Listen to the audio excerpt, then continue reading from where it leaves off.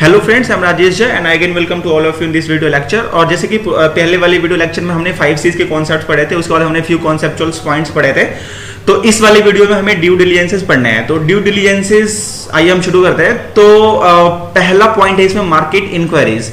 सो market inquiry से हमें ये समझ में आता है कि एक बैंकर को ये क्यों रिक्वायर्ड होती है। हमें 360 डिग्री फीडबैक लेना होता है अबाउट द क्लाइंट। जिस क्लाइंट को फाइनेंस करने जा रहे हो, प्रोजेक्ट फाइनेंस हो या फिर वर्किंग कैपिटल फाइनेंस हो, तो आपको 360 डिग्री फीडबैक लेना होता है। 360 डिग्री में बायर्स, सप्लायर्स एंड देन फिर उसके जो कंपटीटर्स है, तो वो तीनों ही आ जाते हैं। क्लाइंट के अलावा भी इन तीनों से आप फीडबैक लेते हैं उनके सप्लायर से कि इनकी जेन्युइनिटी क्या है, क्या ये आप टाइम पे आपको पेमेंट करते हैं कि नहीं करते हैं, वगैरह वगैरह। ठीक है। सो मार्केट इंक्वायरीज ये हो गई। दूसरा है यूनिट विजिट।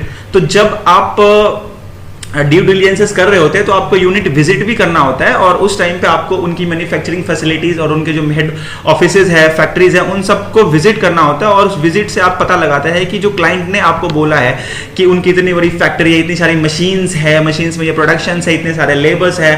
सो आपको उनकी जेन्युइनिटी चेक करनी होती है आफ्टर विजिट देयर। उसके बाद है इवैल्यूएशन ऑफ सिक्योरिटीज। उसके बाद ये है कि जैसे हमने पढ़ा था कि हमें कोलैटरल भी लेना होता है। तो कोलैटरल में सेल्फ ऑक्यूपाइड रेजिडेंशियल प्रॉपर्टी है, कमर्शियल्स है या फिर इंडस्ट्रियल प्रॉपर्टीज हैं। तो उन प्रॉपर्टीज की आपको चेक करनी होती है कि सेलेबिलिटी क्या है, स्टेबिलिटीज क्या है, क्या वो ऑब्सोलेट होने की उसमें चांसेस ज्यादा है, पुरानी बिल्डिंग्स है या फिर न्यूली कंस्ट्रक्टेड बिल्डिंग्स है, वगैरह वगैरह। ये सारी चीजें आपको जो वैल्यूएशन रिपोर्ट भी है उनसे भी, और अगर आप विजिट करते हैं प्रॉपर कोलैटरल को तो वहां से भी पता चल जाती है।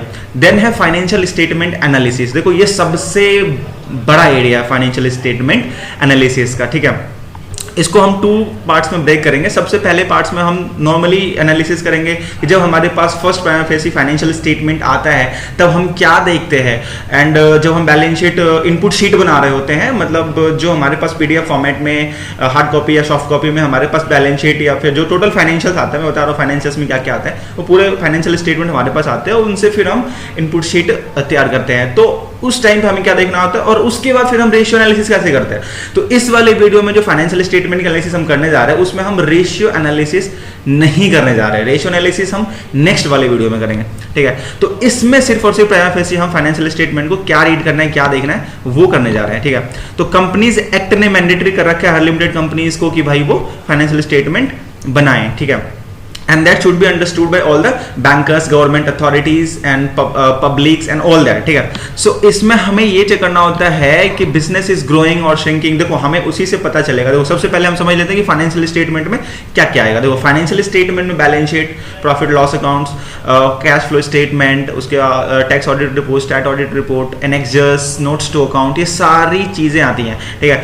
तो हमें ये चेक करना पड़ेगा कि बिजनेस इज ग्रोइंग और श्रिंकिंग। तो देखो बिजनेस ग्रो कर रहा है या बिजनेस श्रिंक कर रहा है, यह हमें पता चलेगा सेल्स रेशियो से और एबिडिटा रेशियो से। ठीक है। अब ये रेशियोज के बारे में हम डेप्थ एनालिसिस तब करेंगे जब हम रेशियोज एनालिसिस के अलग से वीडियो में डिस्कशंस करेंगे। ठीक है। सो उसके बाद है द प्रॉफिटेबिलिटी इज इंक्रीजिंग और डिक्लाइनिंग। तो प्रॉफिटेबिलिटी इंक्रीज हो रही है, डिक्लाइन हो रही है, ये भी हमें एज ए बैंकर चेक करना होता है, क्योंकि ये बहुत ही इंपॉर्टेंट होता है कि आप जिसको फाइनेंस करने वाले हो उसकी सेल्स और प्रॉफिट घट रही है या फिर बढ़ रही है। ठीक है। उसके बाद हमें देखना होता है एक सेकंड, फिर हमें ये भी चेक करना होता है कंपनीज विल कैपिटलाइज और realise on too much debt. तो ये भी चेक करना होता है कि कंपनी के खुद के कितने पैसे लगे हैं और उन्होंने बाहर से डेट कितना ले रखा है। तो इसके लिए हम डेट इक्विटी रेशियो चेक करते हैं, toll bye 18W ratio check करते हैं।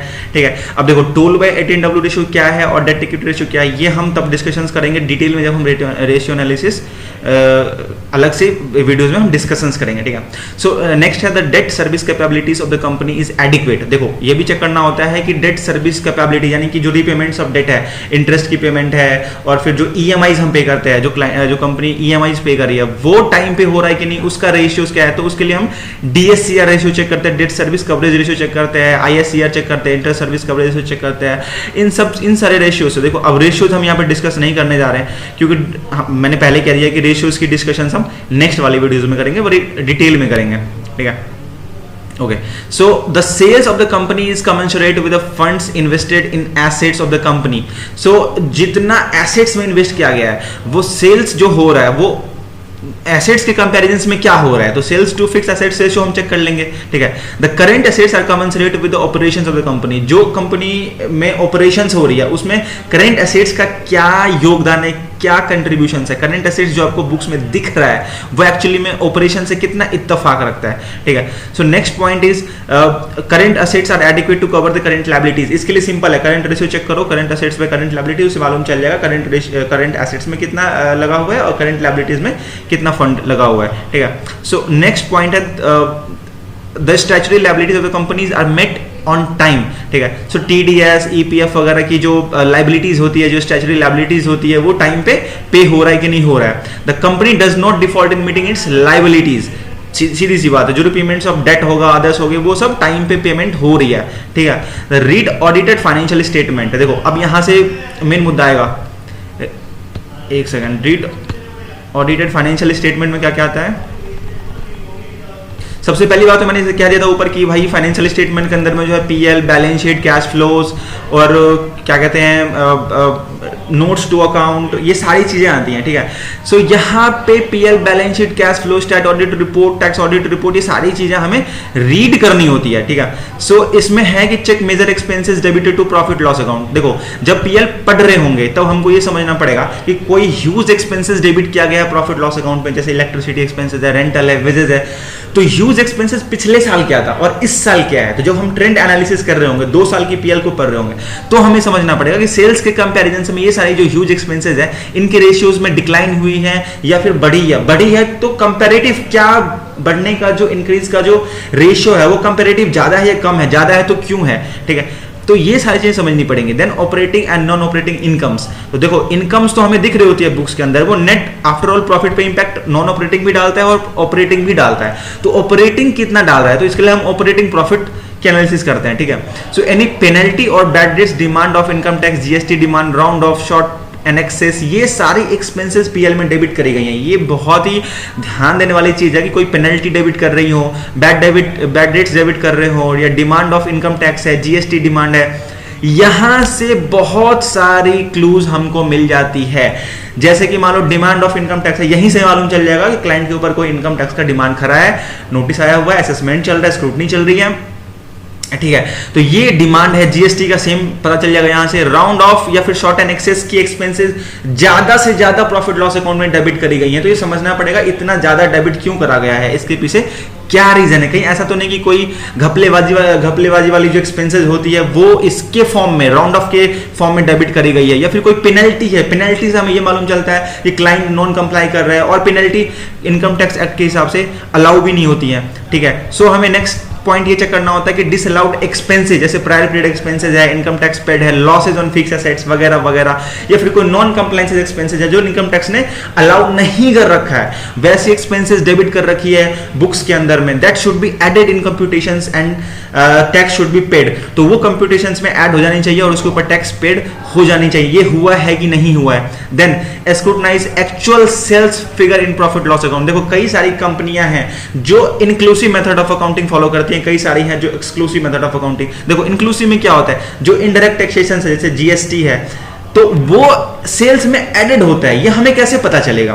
तो इसके 2 तरीके हैं। पहला तो ये है, अगर कंपनी ने इतने जो inclusive method of accounting follow किया है, तो जो actual output taxes, differences taxes हम पे करते हैं जीएसटी का, मतलब output tax minus input tax, जो बच गया वो टैक्स हमें पे करना पड़ता है गवर्नमेंट को इनडायरेक्ट टैक्सेशंस में, तो वो डेबिट करी गई होंगी प्रॉफिट लॉस अकाउंट पे। वहां से मालूम चल जाएगा कि अगर डेबिट करा गया है टैक्सेस का एक्सपेंसेस, इसका मतलब जो मतलब जीएसटी का एक्सपेंसेस है, इसका मतलब यहां पे वो inclusive method of accounting follow कर रहा है। एंड सेकंड पॉइंट ये भी होता है कि आप जीएसटी रिपोर्ट उठाओ, वहां से सेल्स चेक करो 1 साल का, और जैसे फाइनेंशियल 2022 है, प्रोविजनल है, वहां के सेल्स चेक करो 2022 के जीएसटी से, और फिर उसको चेक करो प्रॉफिट लॉस अकाउंट से। वहां से भी फिगर्स हमें डिफरेंसेस पता चल जाते हैं, ठीक है। Check capital in detail. देखो कैपिटल और रिजर्व एंड सरप्लस हमें डिटेल में चेक करना होता है। क्यों? क्योंकि हो सकता है कि रिवैल्यूएशन एक्सपेंस, जो रिवैल्यूएशन रिजर्व्स होते हैं, वो रिजर्व का पार्ट बन गया हो, जो कि एक्चुअली में तो कैपिटल को बढ़ाता नहीं है, बट हाइपोथेटिकली आपको लगेगा कि इसने कैपिटल को बढ़ा दिया एक्चुअली में रिजर्व सरप्लस होने की वजह से, बट वो एक्चुअल रिजर्व सरप्लस नहीं होता, that is revaluation reserve and surplus. तो वो देखना पड़ता है। Check short terms and long term loans and their classifications, ठीक है। तो शॉर्ट टर्म और लॉन्ग टर्म लोन की क्लासिफिकेशंस बहुत इंपॉर्टेंट है, क्योंकि इससे हमें ये मालूम चलता है कि फ्यूचर लायबिलिटीज कितनी है कंपनी के ऊपर में, फ्यूचर डेब्ट कितना है, ठीक है। सो नेक्स्ट पॉइंट है एनेक्सर्स ऑफ फिक्स एसेट्स। देखो यहां पे हमें ये समझना होता है कि फिक्स एसेट्स के एनेक्सर्स में जो कंपनी के नेचर्स ऑफ वर्क है, मैन्युफैक्चरिंग है, ट्रेडिंग है, सर्विस सेक्टर है, क्या है, तो एक्चुअली में बुक्स में कितना एसेट्स दिख रहा है। कहीं ऐसा तो नहीं कि सारा का सारा पैसा जो उन्होंने वेकेंट लैंड में लगा दिया, प्लॉट्स में लगा दिया है, गाड़ियों में लगा दिया है, अपने सारे खर्चों में लगा दिया, ठीक है।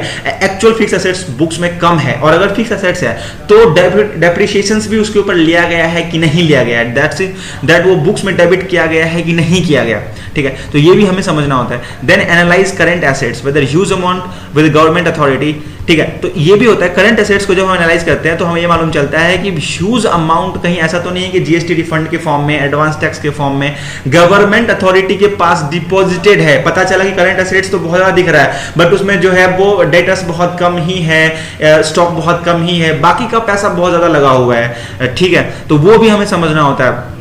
चेक इन्वेंट्री डेज, ठीक है। देखो इन्वेंट्री डेज अगर बहुत ज्यादा दिख रही है हमें बुक्स के अंदर में, तो हमें यह भी समझना पड़ेगा कि वो किस इंडस्ट्री से बिलोंग करती है। कहीं ऐसा तो नहीं कि जो भी इन्वेंट्री में डील कर रहा है वो पेरिसेबल है या ऑब्सोलीट हो जाएगी या खराब हो जाएगी।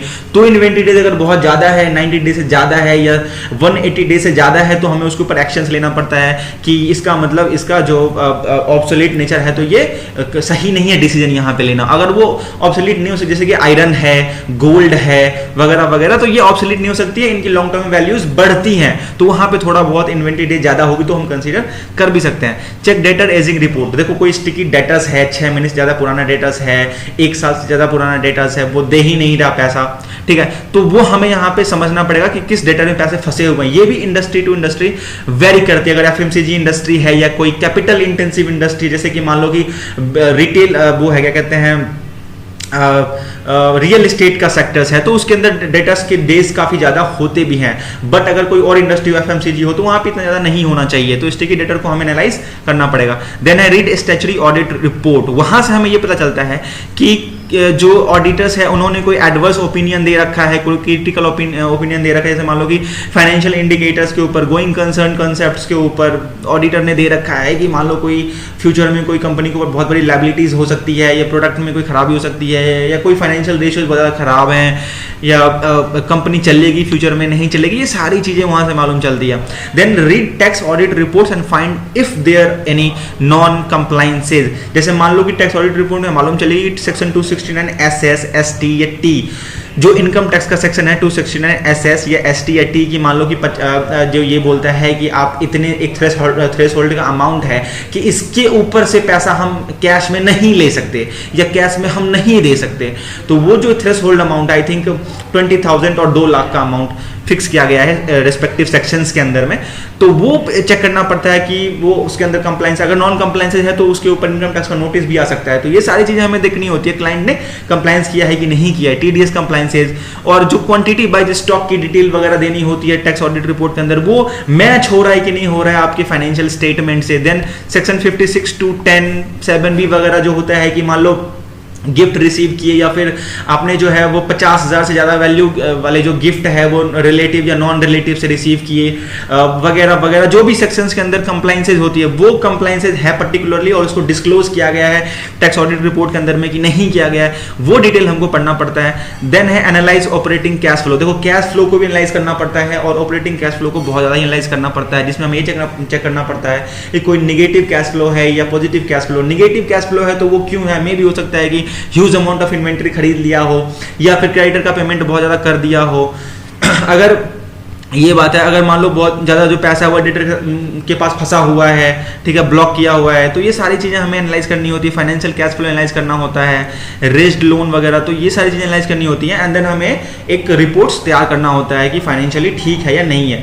इसके बाद हमें बहुत ही डिटेल्ड रेशियो एनालिसिस करनी होती है। तो रेशियो एनालिसिस का जो पॉइंट है that would be discuss in next video. तब तक के लिए good bye and take care.